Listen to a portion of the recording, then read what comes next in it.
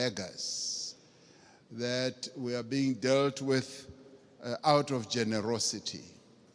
I think it's important in the new era that the world is in now that there should be a good measure of equality among sovereign nations.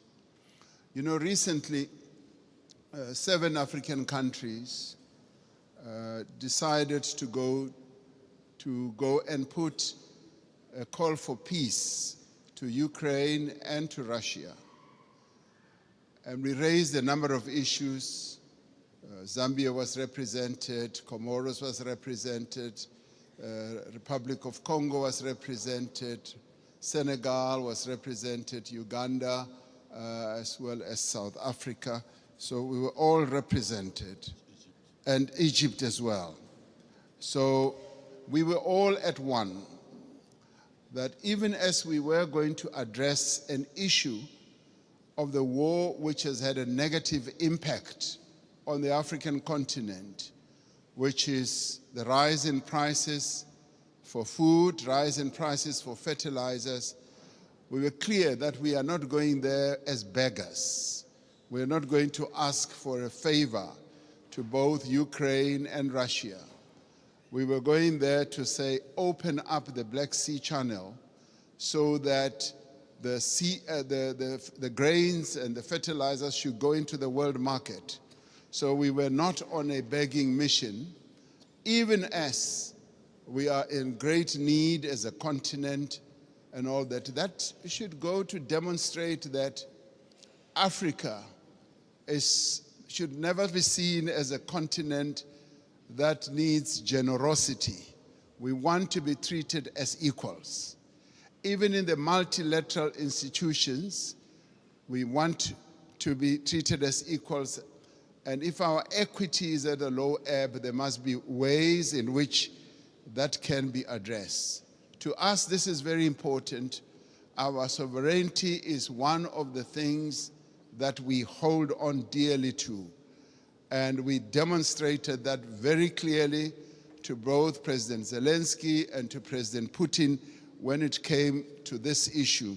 Even as there were suggestions that, yes, we can donate this, we can donate that, we said, we want you to release these grains and fertilizers to the world market so that the world can trade in these commodities and other issues we can handle in a different way. I wanted to make that point so that it should be understood where Africa has evolved up to.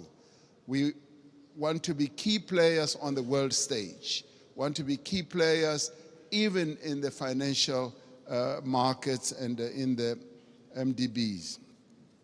Now, these are the positive things. I do, Mr.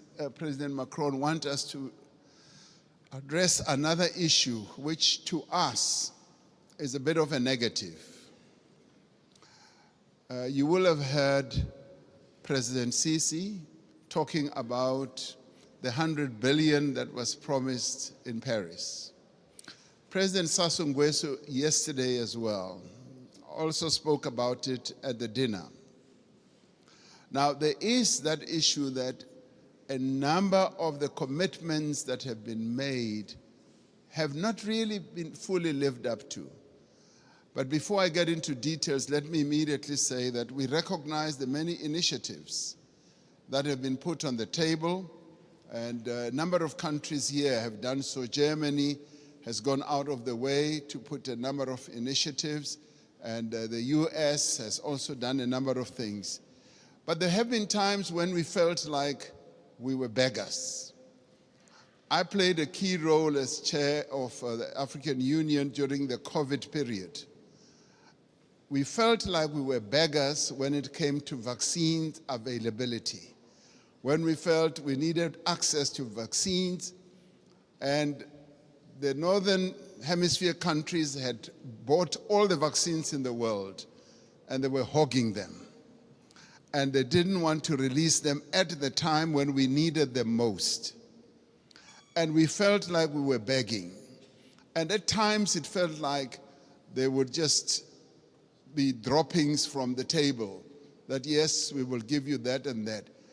And let me tell you something that generated a lot of resentment. We resented that, and it got worse when we said we want to manufacture our own vaccines. And when we went to the WTO, there was a lot of resistance, enormous resistance. And we kept saying, what is more important, life or profits by your big pharmaceutical companies? And that too, I must tell you now, generated and deepened that disappointment and resentment on our part, because we felt like life in the Northern Hemisphere is much more important than life in the global South. And these are issues that need to be addressed. And I'm glad that we are all seated here like this, because we've got to get to the heart of these matters and address them. Now, I come to